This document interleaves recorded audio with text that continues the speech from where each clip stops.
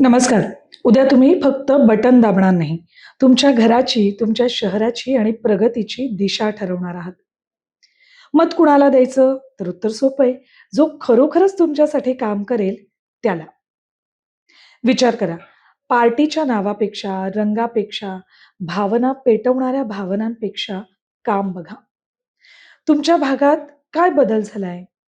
रस्ते झालेत का? पाणी मिळतंय का? आरोग्य सेवा मिळतायत का? चांगल्या शाळा आहेत का? महिलांच्या सुरक्षेचा प्रश्नही महत्वाचा आहे. बेरोजगारांना संधी मिळतीये का? ज्यानं काम केलेलं आहे त्याला पुन्हा संधी द्या. आणि हो, ज्यानं वचनं दिलीत पण निभावली नाहीत, त्याला प्रश्न विचारा.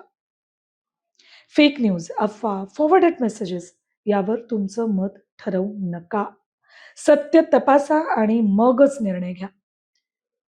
आणखी एक, मत विकत घेऊ देऊ नका.